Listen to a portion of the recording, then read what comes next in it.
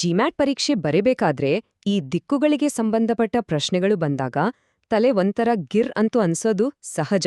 ಇದು ಚಾಲ ಮಂದಿಗೆ ಆಗತ್ತೆ. ಆದ್ರೆ ಈ ಕನ್ಫ್ಯೂಸಿಂಗ್ ಪ್ರಶ್ನೆಗಳನ್ನ ಸುಲಭವಾಗಿ ಅಂಕಗಳನ್ನಾಗಿ ಮಾಡಕ್ಕೆ ಒಂದು ಸಿಂಪಲ್ ಆದ ವಿಜುವಲ್ ಟೆಕ್ನಿಕ್ ಇದೆ. ಅದು ಹೇಗೆ ಅಂತ ಈಗ ನೋಡೋಣ.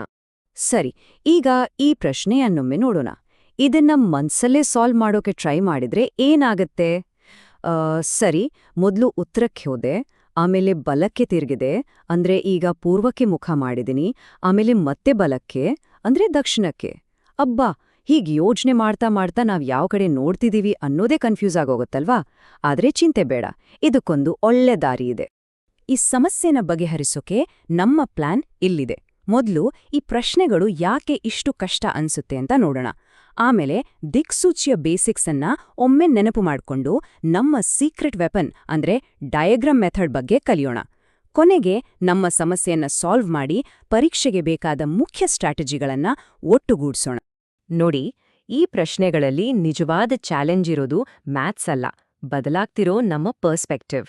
ಅಂದ್ರೆ ನಮ್ಮ ಮೆದುಳು ಸುಮ್ನೆ ತಿರುಗುತ್ತಾ ಇರೋ ಒಂದು ವ್ಯೂ ಪಾಯಿಂಟನ್ನ ಇಮ್ಯಾಜಿನ್ ಮಾಡ್ಕೊಳ್ಳೋಕೆ ಡಿಸೈನ್ ಆಗಿಲ್ಲ. ಇದು ಹೇಗಿದೆ ಅಂದ್ರೆ, ಮ್ಯಾಪ್ ಇಲ್ದೆ ಬರೀ ಟರ್ನ್ಗಳ ಲಿಸ್ಟ್ ಇಟ್ಕೊಂಡು ಒಂದು ಹೊಸ ಊರಲ್ಲಿ ದಾರಿ ಹುಡುಕೋಕೆ ಪ್ರಯತ್ನಪಟ್ಟ ಹಾಗೆ.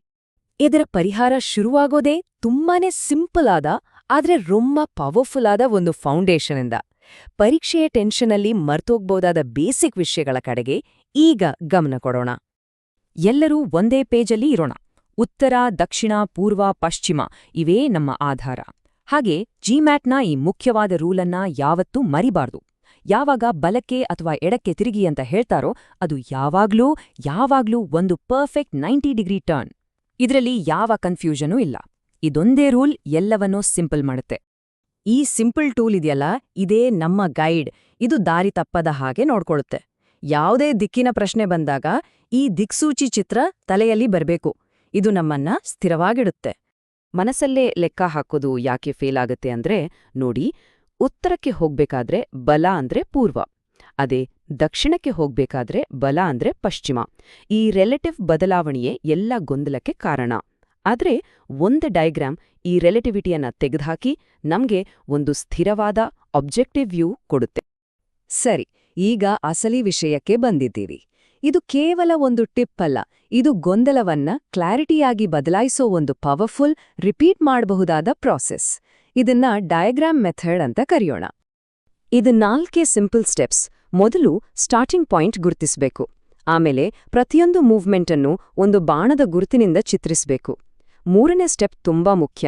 ಪ್ರತಿ ಟರ್ನ್ ಆದ್ಮೇಲೆ 1 ಸೆಕೆಂಡ್ ನಿಂತು ನಾನೀಗ ಯಾವ ದಿಕ್ಕನ್ನ ನೋಡ್ತಿದ್ದೀನಿ ಅಂತ ನಮ್ಮ ವ್ಯೂ ಪಾಯಿಂಟನ್ನ ರೀಸೆಟ್ ಮಾಡ್ಕೋಬೇಕು.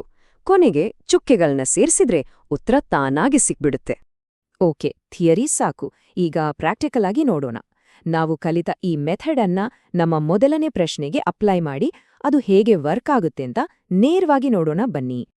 ಪ್ರಶ್ನೆಯನ್ನ ಇನ್ನೊಮ್ಮೆ ನೆನಪು ಮಾಡ್ಕೊಳ್ಳೋಣ. ಪಾಯಿಂಟ್ ಎ ಇಂದ ಶುರು, 4 ಮೂವ್ಮೆಂಟ್ಸ್, ಪಾಯಿಂಟ್ ಬಿ ಯಲ್ಲಿ ಎಂಡ್. ಈಗ ಇದನ್ನ ಚಿತ್ರಿಸೋಣ. ಶುರು ಮಾಡೋಣ. ಮೊದಲು ನಮ್ಮ ಪೇಪರ್ ಮೇಲೆ ಒಂದು ಚುಕ್ಕೆ ಇಟ್ಟು ಅದಕ್ಕೆ ಪಾಯಿಂಟ್ ಎ ಅಂತ ಹೆಸರಿಡೋಣ. ಇದು ನಮ್ಮ ಜರ್ನಿಯ ಸ್ಟಾರ್ಟ್. ಫಸ್ಟ್ ಮೂವ್ 10 ಮೀಟರ್ ಉತ್ತರಕ್ಕೆ. ಹಾಗಾಗಿ ಎ ಇಂದ ನೇರವಾಗಿ ಮೇಲಕ್ಕೆ ಒಂದು ಲೈನ್ ಎಳೆದು 10 ಮೀ ಅಂತ ಬರಿತೇವೆ. ಮುಖ್ಯವಾಗಿ ನಾವೀಗ ಉತ್ತರ ದಿಕ್ಕಿಗೆ ಮುಖ ಮಾಡಿದ್ದೇವೆ.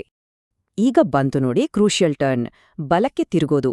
ನಾವು ನಾರ್ತ್ ಕಡೆ ನೋಡ್ತಿದ್ದಾಗ ರೈಟ್ ಟರ್ನ್ ಅಂದ್ರೆ ಯಾವಾಗ್ಲೂ ಈಸ್ಟ್ ಕಡೆಗೆ ಅಂತ.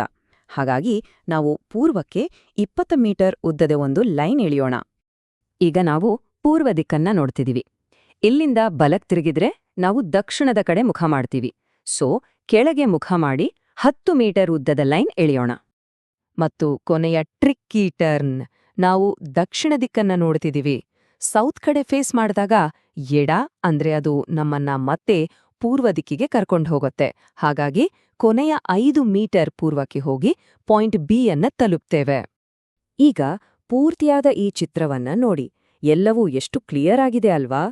ನಾವು ಉತ್ತರಕ್ಕೆ 10 ಮೀಟರ್ ಹೋಗಿ ಆಮೇಲೆ ದಕ್ಷಿಣಕ್ಕೆ 10 ಮೀಟರ್ ಬಂದಿದೀವಿ. ಈ 2 ಚಲನೆಗಳು ಒಂದಕ್ಕೊಂದು ಕ್ಯಾನ್ಸಲ್ ಆಗತ್ತೆ. ಹಾಗಾದ್ರೆ ಉಳಿದಿರೋದು ಬರೀ ಪೂರ್ವ ದಿಕ್ಕಿನ ಚಲನೆ ಮಾತ್ರ.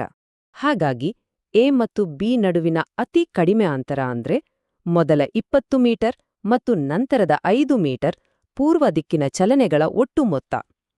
ನೋಡಿ, ಇದ್ದಕ್ಕಿದ್ದಂತೆ ನಮ್ಮ ಡಯಾಗ್ರಾಮ್ ಈ ಕಷ್ಟದ ಲಾಜಿಕ್ ಪ್ರಶ್ನೆಯನ್ನ ಒಂದು ಸಿಂಪಲ್ ಎಡಿಷನ್ ಆಗಿ ಬದಲಾಯಿಸ್ಬಿಟ್ಟಿದೆ. ಉತ್ತರ 25 ಮೀಟರ್. ಈ ಇಡೀ ಅನಾಲಿಸಿಸ್ನಿಂದ ನಾವು ಕಲಿಬೇಕಾದ ಮುಖ್ಯ ಪಾಠಗಳನ್ನ ಈಗ ಶಾರ್ಟ್ ಆಗಿ ನೋಡೋಣ. ಇವುಗಳನ್ನ ನೆನ್ಪಲ್ಲಿಟ್ಕೊಂಡ್ರೆ ಪರೀಕ್ಷೆಯಲ್ಲಿ ಯಾವುದೇ ದಿಕ್ಕಿನ ಪ್ರಶ್ನೆ ಬಂದ್ರೂ ಧೈರ್ಯವಾಗಿ ಎದುರಿಸ್ಬೋದು. ಹಾಗಾದ್ರೆ ಕೀ ಪಾಯಿಂಟ್ಸ್ ಯಾವುದು?